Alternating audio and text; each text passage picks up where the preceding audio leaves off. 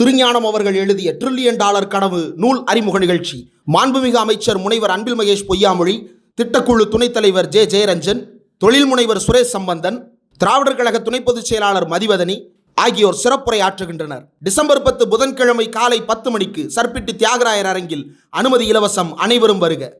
Jeeva today பார்வையாளர்களுக்கு வணக்கம். இன்றைய நேர்காணலில் அரசியல் தேர்தல் பகுப்பாய்வாளர், மூத்த பத்திரிகையாளர் இதயா அவர்கள். சார் வணக்கம். சார் வணக்கம். இடி அப்படிங்கிறது தமிழ்நாட்டை பொறுத்தவரையும் செந்தில் பாலாஜி இடி தொடர்ச்சியாக நடந்தது. எலெக்ஷனுக்கு முன்னாடி பின்னாடி அரவிந்த் கெஜ்ரிவால் ஜார்க்கண்ட் முதலமைச்சர்னு தொடர்ச்சியாக அது நடந்துக்கிட்டு இருந்தது.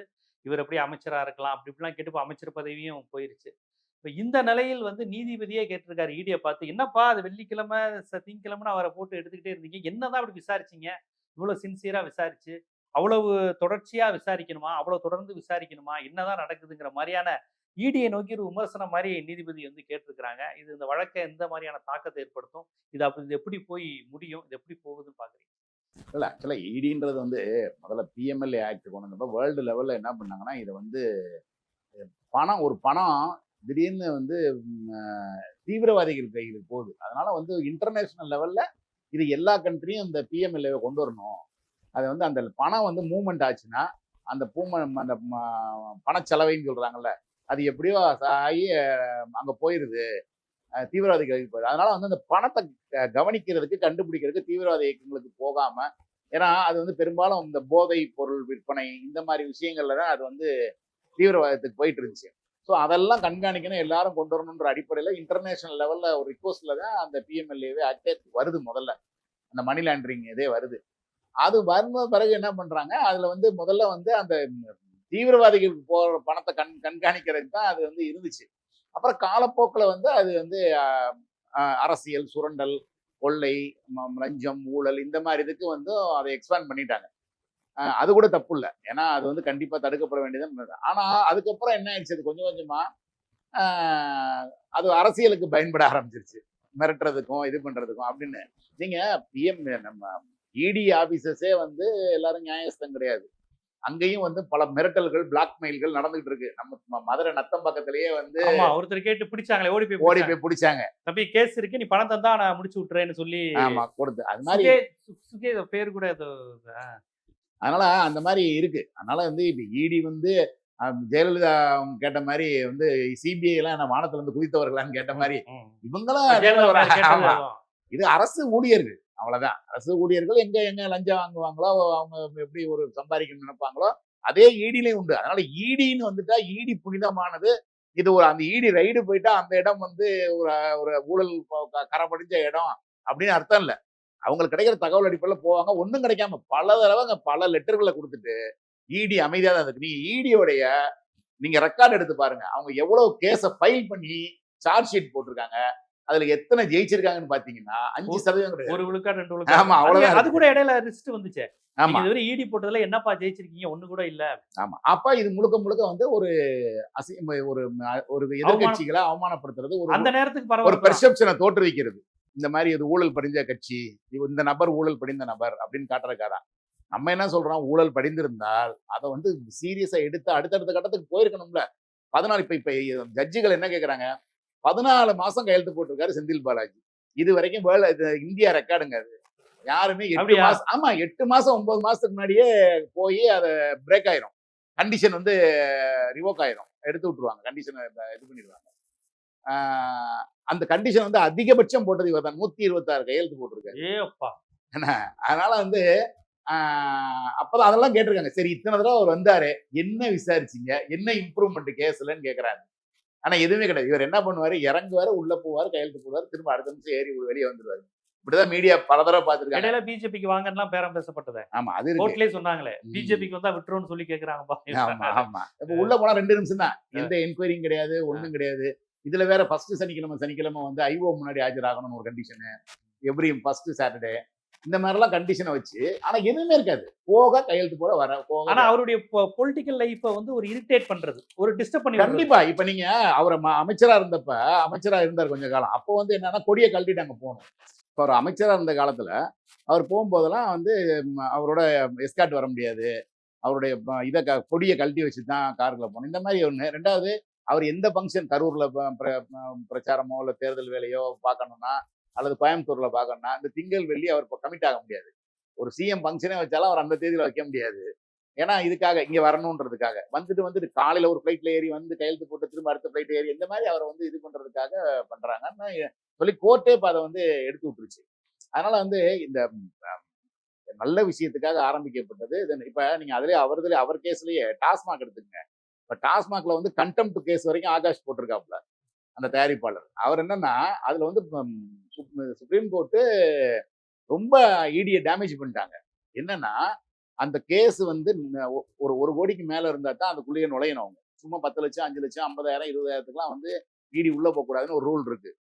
இவங்க என்ன பண்றாங்க, ஏடிஎம்கே பீரியட்ல இருந்து ஆரம்பிச்சு இந்த வரைக்கும் இப்போ வரைக்கும் இருக்க உள்ள இந்த 5 ரூபா 10 ரூபா கூட வாங்கினாங்கன்னு கேஸ் இருக்கு. ஆமா ஆமா ஆமா ஆமா அதுக்கு ஒரு ஃபைன் போடுவாங்க. அது ஒரு இது பண்ணிட்டு இது பண்ணுவாங்க. இப்படி சிலதுல எஃப்ஐஆர் இருக்கு.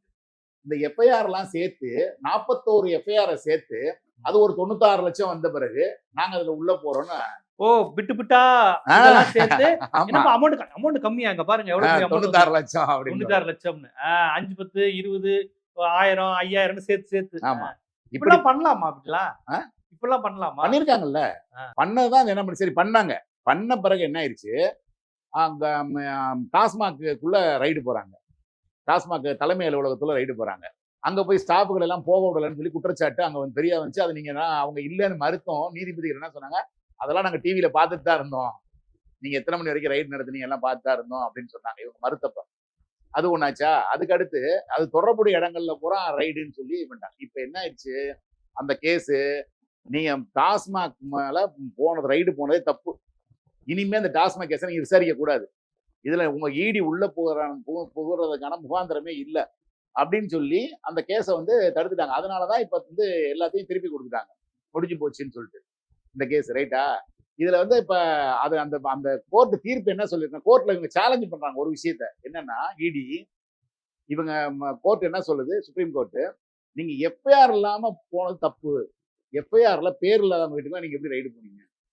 ரெண்டாவது அது யார் அந்த பணியாளர்களை ஆகாஷெல்லாம் எங்கேயோ கிடைச்ச எவிடன்ஸ் எடுத்து நீங்க எஃப்ஐஆர்ல பேர் இருக்கணும், அவங்க வீட்டை தான் ரைடு பண்ண முடியும்.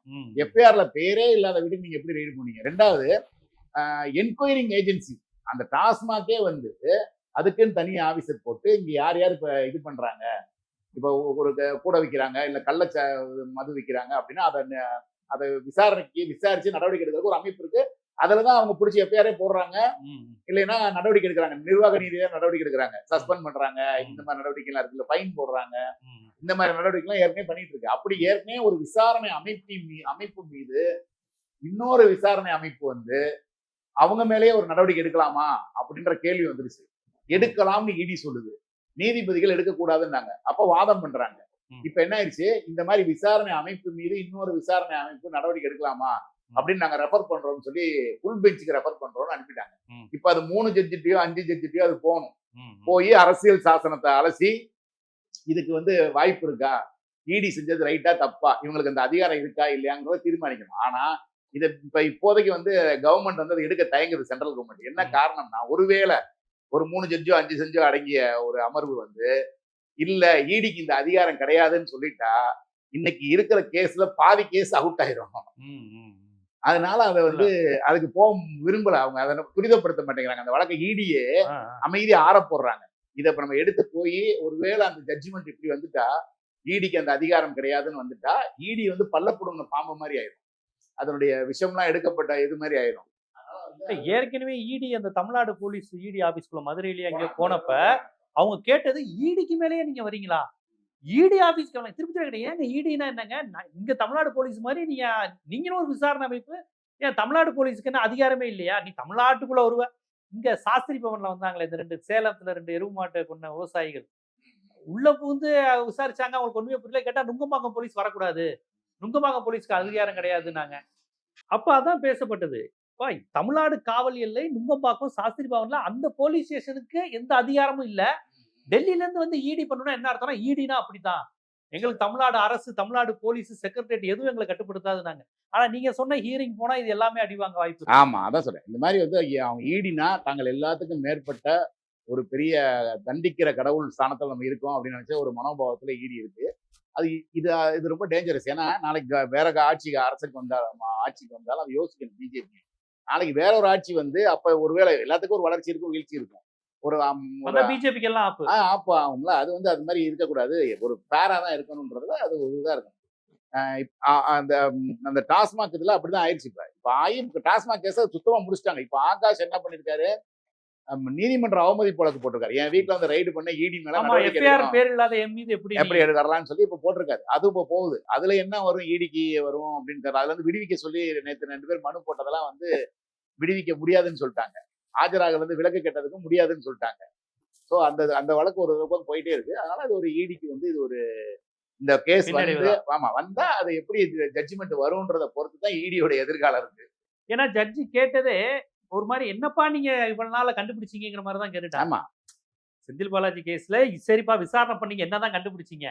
அவர் அமைச்சரா இருந்தா சாட்சியை கலைச்சிருவாரு, அதிகாரத்துல இருக்காரு, ஃபர்ஸ்ட் விடுதலை செய்ய முடியாது. நாங்க என்ன கேட்டா வெளியே போனா சாட்சியை கலைச்சிருவாரு, அப்புறம் அமைச்சர் பதவி எடுங்க. ஏன் அமைச்சரா இருந்தா சாட்சியை கலைச்சிருவாரு சொல்றீங்களே, நீங்க என்ன கண்டுபிடிச்சீங்க அப்படிங்கிற கேள்விக்கு கேட்டாங்க. இப்பயும் போய் அவங்க பெயில ரத்து பண்ணணும்னு கோரிக்கை வச்சாங்க. அது ஏத்துக்காம கண்டிஷன் எடுத்து விட்டாங்க.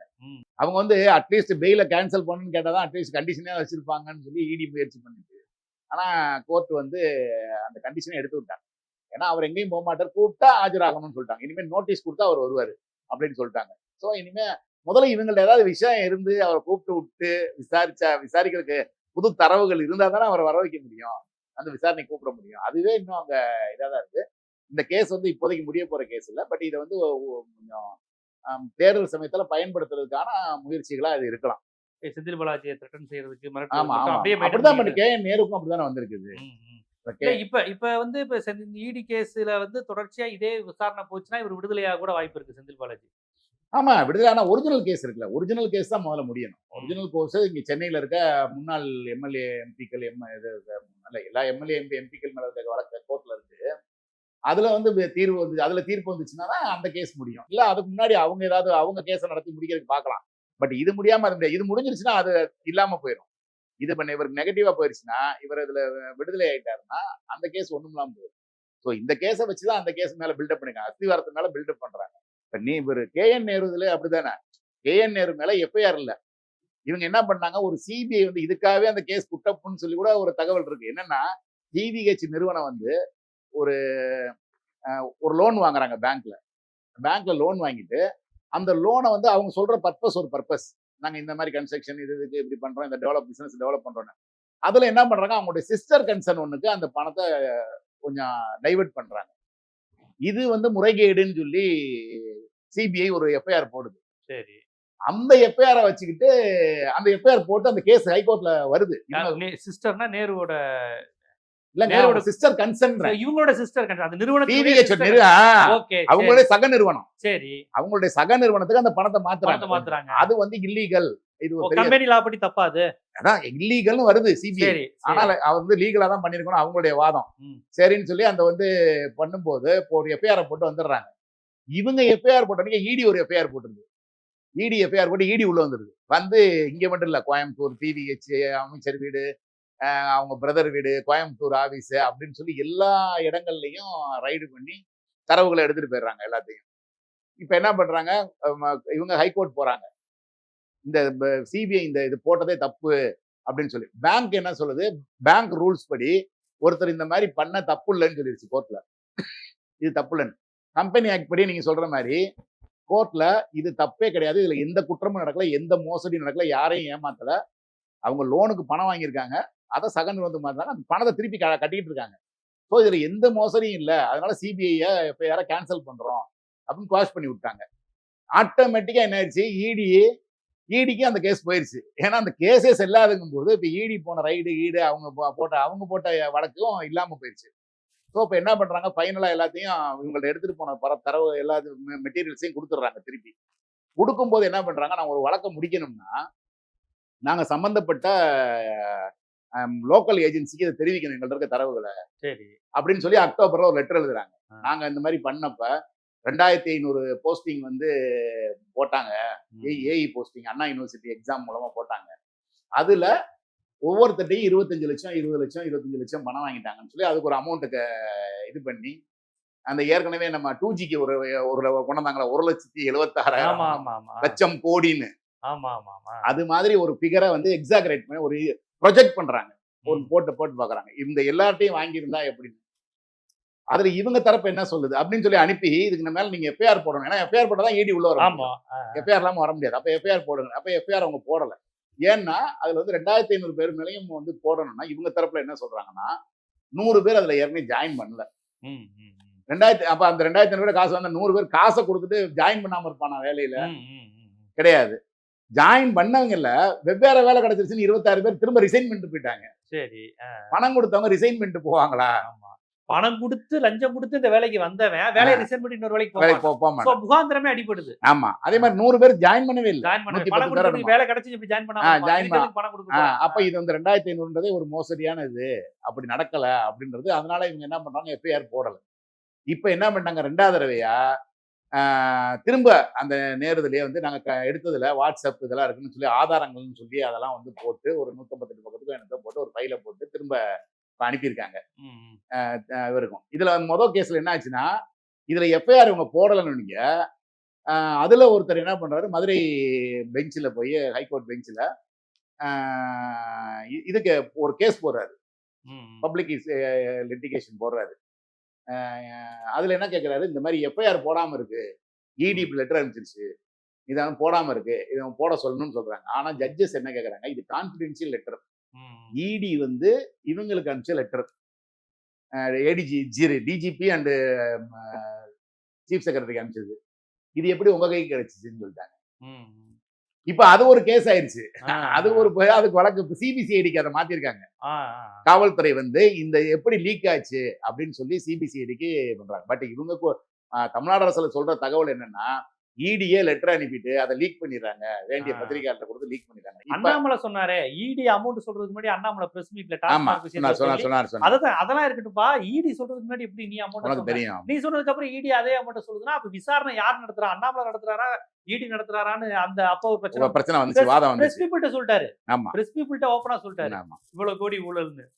அதே மாதிரிதான் இப்ப அடுத்த லெட்டர் இப்ப ரீசெண்டா இப்ப 3ஆம் தேதி போட்டிருக்காங்க டிசம்பர் 3 ம். அடுத்த லெட்டர். இதுல வந்து அவங்களுடைய இதெல்லாம் இருக்குல்ல ரோடு ம், கார்பரேஷனுடைய ஒர்க்கு ம், மெட்ரோ வாட்டர் ட்வாடு இதுல எல்லாம் வந்து இந்த மாசுன்னு சொல்லுவாங்கல்ல ம். Municipal administration and water supply இதுல வந்து 7 to 10% வந்து கான்ட்ராக்டர்ஸ் எல்லாம் வந்து கொடுத்ததுக்கான ஆதாரம் இருக்கு. ம். கமிஷன் கொடுத்ததுக்கான ஆதாரம் இருக்கு. அப்படி இப்படின்னு சொல்லி நிறைய குற்றச்சாட்டுகளை சொல்லி இதெல்லாம் வந்து ஆதாரங்கள் நாங்க வந்து எடுத்து வாட்ஸ்அப்ல எடுத்தோம். இதை எஃப்ஐஆர் நீங்க போடலைன்னா நீங்களும் இதுல உடந்தையா இருக்கீங்க அப்படின்ற முடிவுக்கு நாங்க வர வேண்டியிருக்கும்னு சொல்லி போலீஸா ஒரு மிரட்டுற மாதிரி அப்படின்னு சொல்லி ஒன்ன போட்டிருக்காங்க. ஆ. இப்ப இதுலயும் வந்து இப்ப இதுக்கு எப்படியாவது ஒரு லெட்டருக்கு பதில் கொடுக்கும். ஏன்னா முதல் லெட்டருக்கு பதில் கொடுக்கலன்னு நினைக்கிறேன். ஸோ இந்த லெட்டருக்கு எப்படியாவது பதில் கொடுப்பாங்க. அப்ப என்ன செய்வாங்க இவங்க நாங்க விசாரிச்சோம் எங்களுக்கு இது இருந்துச்சு அப்படின்னு ஏதாவது சொல்லுவாங்க அனுப்புவாங்கன்னு வைங்க. ஆனா எஃப்ஐஆர் போட மாட்டாங்க. ஏன்னா எஃப்ஐஆர் போட்டா திரும்ப அது உள்ள வரும். அப்ப இது திரும்ப வந்து இவங்க வந்து திரும்ப ஒரு பப்ளிக் லிட்டிகேஷனும் போக முடியாது. ஏன்னா ஏற்கனவே இந்த லெட்டர் லீக் ஆனது எப்படி அப்படின்னு ஒரு இது நடந்துகிட்டு இருக்கு. கான்பிடென்ஷியல் லெட்டர் எப்படி லீக் ஆகுது. அப்ப இதுக்கு என்ன இது ஒரு விசாரணை அமைப்பு தமிழக போலீஸ். அப்ப அந்த விசாரணை மேல இன்னொரு விசாரணை அமைப்பு நீங்க விசாரிச்சுதான் ஆகணும். இல்லைன்னா உங்களையே வந்து நாங்க வந்து உங்க மேல வழக்கு பதிவு பண்ணுவோன்ற மாதிரியான ஒரு இதை சொல்லுது. அப்ப பழையபடி அந்த கேஸ் அந்த பெண்டிங் கேஸ் இருக்குல்ல அங்கதான் போய் இது நிற்கும். இந்த விசாரணை அமைப்பை இன்னொரு விசாரணை அமைப்பு வந்து மிரட்டலாமா அவங்க மேல நடவடிக்கை எடுக்க சொல்லி வற்புறுத்தலாமா அப்படின்னு போகும். பட் இது வந்து இது முழுக்க முழுக்க அரசியல் தான். அதுல ஒன்றும் மாற்றம் கிடையாது. ஏன்னா 2 பக்கமுமே இந்த பக்கம் வந்து தன்னுடைய அமைச்சர் அவர் மேல வழக்கு போட முடியாதுன்றதோட அந்த ஸ்டாண்டு. இவங்க வந்து இடி எலெக்ஷன் நேரத்துல இது மாதிரி 2-3 இது பண்ணுவாங்க. ஏன்னா அங்க சொல்லப்படுகிற குற்றச்சாட்டு என்னன்னா அதிமுக பாஜக கூட்டணி வலுவிழந்து இருக்கு. இதை வந்து ஈடுகட்ட முடியல திமுக கூட்டணி. அப்ப திமுக கூட்டணியை பலவீனப்படுத்துறதுக்கு இந்த மாதிரி முயற்சிகள் தான் பண்ணணும் அப்படின்ற மாதிரியான ஒரு பேச்சு இருக்கு. ஸோ அதனால இப்ப வந்து ஆக மொத்தத்துல இப்ப நம்ம சட்ட ரீதியா ஒரு வழக்கறிஞரா என்ன சொல்ல வரேன்னா அந்த தீர்ப்பு இருக்கு பாத்தீங்களா அந்த வழக்கு திரும்ப இதுக்கு போகணும் ஃபுல் பெஞ்சுக்கு போகணும். அப்ப போகும்போது அந்த 3 பேர் அல்லது 5 பேர் அல்லது 9 பேர் ஏதோ கொண்ட அமர்வு அதை விசாரிச்சு இடியோடைய பவர் என்ன அவங்க இதெல்லாம் செய்ய முடியுமா இடிய மாநில அரசு விசாரிக்க முடியுமா மாநில அரசு விசாரணை ரெண்டுமே விசாரணை அமைப்பு தானே. மத்திய அரசுனா இவங்க என்ன நினைச்சுக்கிறாங்க ஏதோ நீங்க சொன்ன மாதிரி கடவுள் மாதிரி வானத்திலிருந்து குதித்த மாதிரி அவர்கள் தப்பே செய்ய மாட்டார்கள் அப்படிங்கிற மாதிரி இருக்கு. ஆனா உள்ளபடி பார்த்தா நிறைய விஷயங்கள் ஈடியை வச்சுதானே எல்லா தப்பும் நடந்துகிட்டு இருக்கு.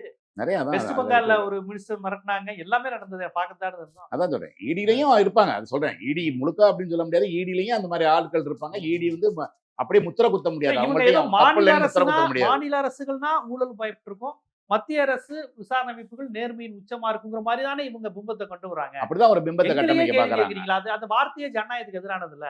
ஆமா, யாரா இருந்தாலும் என்ன, நம்ம 2 பேரும் பொதுவானவங்க தானே இந்த நாட்டுக்கு.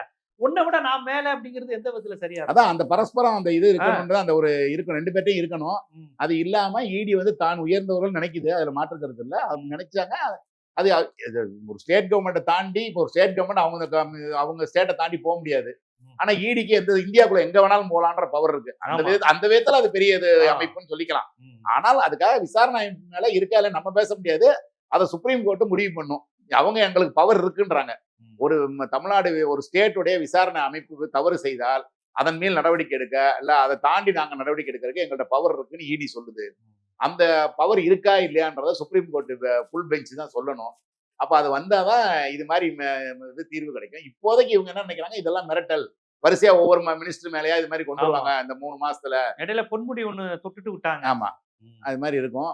நிறைய அமைச்சர்கள் மேல இது மாதிரி போறதுக்கு வாய்ப்பு இருக்கு. இது மாதிரி போய் ரைடு இல்ல ஏதாவது எஃப்ஐஆர் அப்படின்னு ஏதாவது ஒண்ணு பண்ணி அதை கொண்டு வர பார்ப்பாங்க. இல்லைன்னா அந்த லெட்டர் அவங்களே லீக் பண்றாங்க. இப்ப லீக் பண்றது தமிழ்நாடு கவர்மெண்ட் நிச்சயமா அந்த லெட்டர் லீக் பண்ணாது.